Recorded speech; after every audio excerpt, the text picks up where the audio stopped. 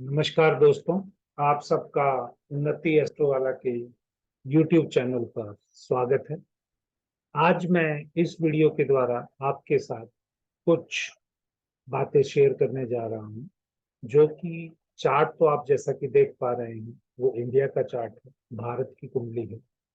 लेकिन इस कुंडली के द्वारा एग्जाम्पल के द्वारा ही मैं आपसे मून केतु, चाहे केतु का महादशा चल रहा था तब और चंद्रमा की अंतरदशा चल रही थी केतु के अंदर, जब जैसा कि आप जानते हैं कि भारत की कुंडली में जो केतु का जो पीरियड था, 7 साल का केतु का जो पीरियड था, वो 7/9/1982 से लेके 7/9/1989 तक, यानी 7/9/1982 से लेके 7/9/1989 तक पीरियड। इस पीरियड में भी आप देखेंगे कि हिंदुस्तान के अंदर यानी भारत के अंदर बहुत सारे बदलाव हुए। कुछ सडन थे, कुछ फोर्स थे, लेकिन फिर भी अगर आप ओवरऑल देखा जाए तो डेवलपमेंट की ओर कंट्री को बढ़ते हुए सभी लोगों ने देखा। एक जो इवेंट थी, जो डिफिकल्ट इवेंट थी, वही संसद से लेके या जो इलेक्टेड ब्यूरोक्रेट से रिलेटेड है, उसमें इंदिरा गांधी की एसिनेशन या आप कह सकते हैं डेथ का इसी पीरियड में हुआ, जो कि उनका जो डेथ था वो 31/10/1984 को हुआ।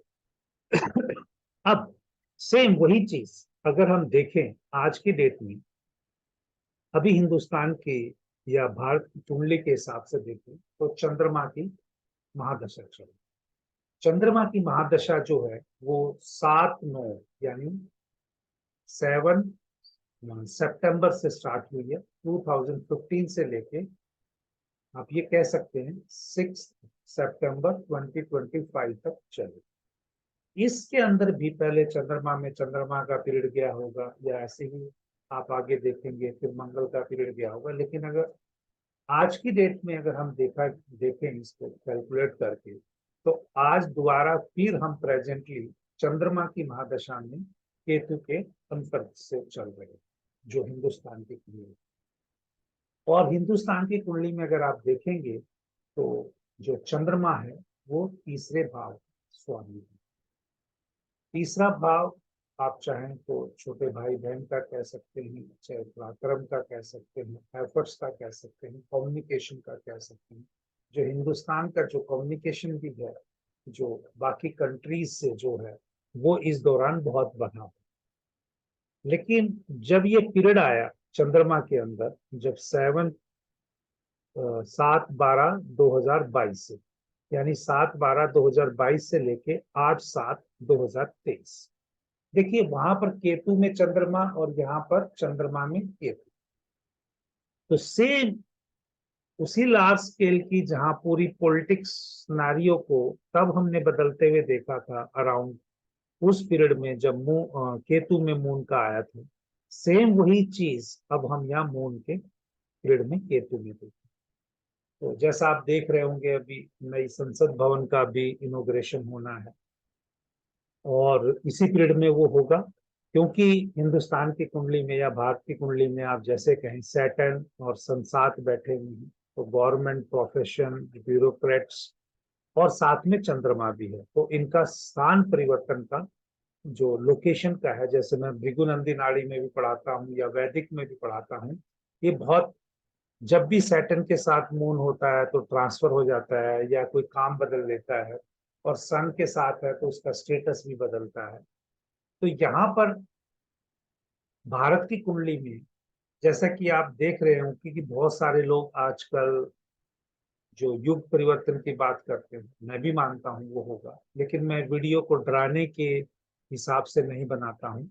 मैं हमेशा एक चीज बताता हूँ, सतयुग से लेके द्वापर युग, द्वापर युग से लेके त्रेता युग, त्रेता युग से कलयुग, और अभी वापस फिर, तो सभी में इंसान थे, सभी में हमने किताबों में पढ़ा है, ऋषि भी थे। अभी आजकल एस्ट्रोलॉजर कह सकते हो या विद्वान कह सकते हो।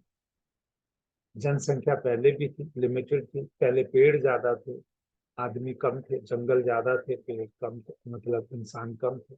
आज की डेट में इंसान ज्यादा है, जंगल कम है। तो उसका लॉजिक किसी और वीडियो में, जो सिलेक्ट गैदरिंग होती है या जो मेरे स्टूडेंट होते हैं, उसका लॉजिक मैं बताऊंगा। वो ट्रांसफॉर्मेशन होना ही होना है। अब दोबारा से पेड़ ज्यादा होने हैं, इंसान कम होने हैं।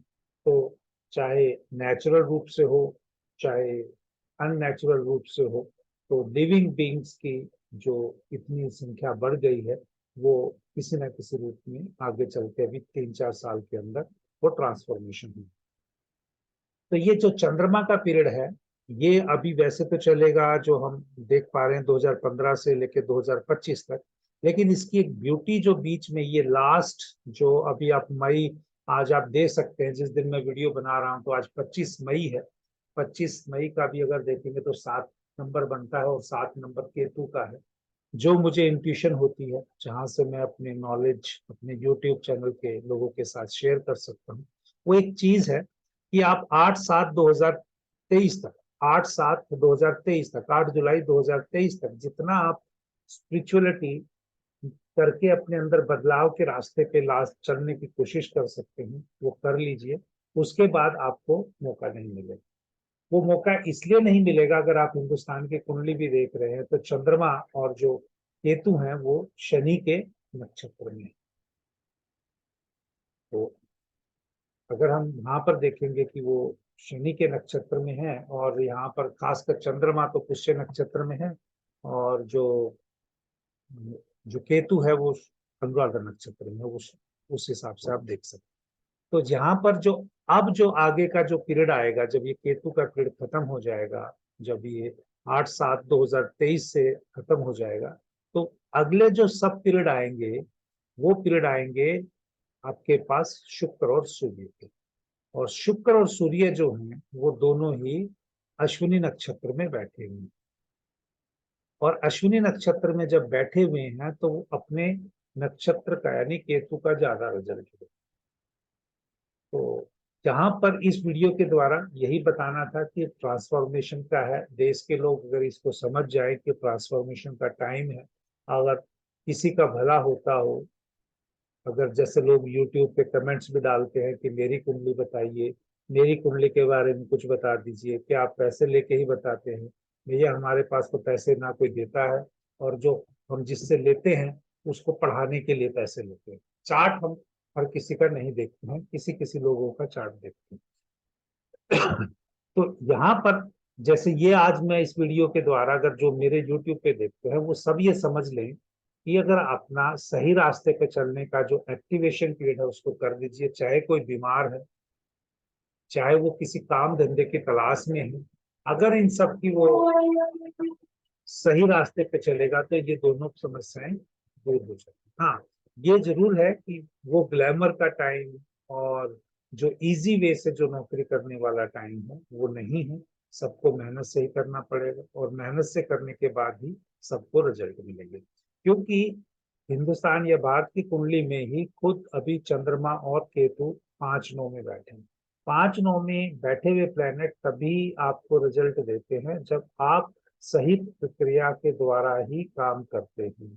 6-8 आपसे जबरदस्त मेहनत करा देंगे, आपकी मेहनत के हिसाब से थोड़ा डिफिकल्ट टाइम देंगे। अगर जैसे लोग बताते हैं बहुत सारे आजकल कि सैटर्न और मार्स एक दूसरे से 6-8 है तो वो बुरा रिजल्ट देंगे, नहीं, वो कभी बुरा रिजल्ट नहीं देंगे। सैटर्न और मार्स अगर 6-8 बैठे हैं, तो अगर व्यक्ति जो होंगे जो मेहनत से काम कर रहे हैं, उनके काम में हो सकता है थोड़ी दिक्कत आए, लेकिन रिजल्ट अवश्य मिलता। 6-8 का जो प्लेनेट जितनी प्रोग्रेस दे सकता है वो 5/9 का नहीं दे सकता। 5/9 का तो सिर्फ और सिर्फ धार्मिक रास्ते पे चलते हुए, नियम के साथ चलते हुए आपको प्लैनेट्स के रिजल्ट दे सकते हैं। इसमें भी दुविधा ये आएगी जब आपका चंद्रमा के अंदर शुक्र का पीरियड और फिर उसके बाद सूर्य का पीरियड आएगा, क्योंकि उनके नक्षत्र जो है शुक्र, और चंद्रमा जो बैठे हैं वो केतु में बैठे हुए हैं, और जो चंद्रमा बैठा है वो शनि के नक्षत्र में बैठा है। और शनि और केतु के नक्षत्र एक्टिवेट होने से उन लोगों को कठिनाई अवश्य ही फील होगी, जो धार्मिक तरीके से या सही तरीके से, या आप कह सकते हैं डेडिकेशन के साथ। मैं धार्मिक तरीके कहने का मतलब ये नहीं मैं कह रहा हूँ कि आप पाठ पूजा में ही तीनों टाइम आप पाठ पूजा कीजिए। पाठ पूजा करना भी सबके बस की बात नहीं है, ना कोई हर कोई कर सकता है और ना ही को हर कोई मेहनत कर सकता है, लेकिन एक कोशिश कर सकते हैं, चाहे वो पाठ पूजा की है चाहे काम की है, तो आप करिए। तीसरा हाउस जो है हिंदुस्तान की कुंडली में बहुत प्रोमिनेंटली एक्टिव है, आप देख सकते हैं 5 प्लैनेट्स बैठे हुए हैं। और जब ये चंद्रमा की महादशा 2025 में खत्म हो जाएगी, उसके बाद मार्स की महादशा चलेगी। मार्स की जब महादशा चलेगी तो मार्स अपने से जहां जहां के स्वामी हैं या जहां के वो रिजल्ट देगा, तब आप लोगों को पता चलेगा कि भी हमें बेटर अगर हमने पहले कर लिया था तो अच्छा है। क्योंकि उस टाइम पे जो है आपका सेकंड हाउस, सेवंथ हाउस और 12th हाउस एक्टिवेट है।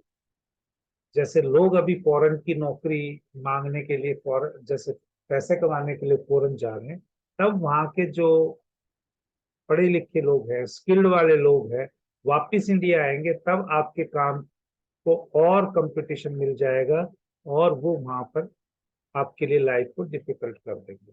तो इसीलिए अगर आपको अच्छे से आगे बढ़ना है, और दुनिया तो देखिए चलते ही रहेगी, पहले भी इंसान थे, सतयुग में भी इंसान थे, द्वापर युग में भी इंसान थे, त्रेता में भी इंसान थे और अभी कलयुग में भी, तो आगे भी होगा, साइकिल है। हाँ, रिड्यूस में रहेंगे वो एक अलग बात है। तो अगर आपको अच्छा इंसान बन के रहना है तो आपको सर्वाइवल से कोई नहीं रोक सकता। तो देखते रहिए। अगर आपकी पॉजिटिव एस्ट्रोलॉजी सीखने की इच्छा है तो आप हमसे कांटेक्ट कर सकते हैं। अगर आप चार्ट को अगर कुछ हम कंट्रीब्यूट कर सकते हैं बदलने में, तो आपके चार्ट रीड भी कर सकते हैं, पर उसके लिए हम देखते हैं कि भाई उसके अंदर, व्यक्ति के अंदर कितना स्कोप है। अगर उसके अंदर पोटेंशियल नहीं है तो कोई कुछ नहीं कर सकता, क्योंकि अगर बगैर इच्छा शक्ति के, बगैर पोटेंशियल के कोई किसी की जिंदगी नहीं बदल सकता। हाँ, हम लोग as a counsellor, as a, आप कह सकते हैं गाइड या टीचर, आपको बता सकते हैं कि ये चीज करने से आपको ये बदलाव हो सकता है। तो देखिए, हमारा लोगो भी है कि आप पॉजिटिव रहे, हैप्पी रहे, स्माइल करते रहे लाइफ में। और अगर आपको इस लाइफ की किसी भी विशेष अ, घटना के लिए या विशेष इवेंट के लिए अगर हमारी मदद चाहिए, तो आप हमारे दिए हुए नंबर पर या ईमेल के द्वारा संपर्क कर सकते हैं। जय श्री राम।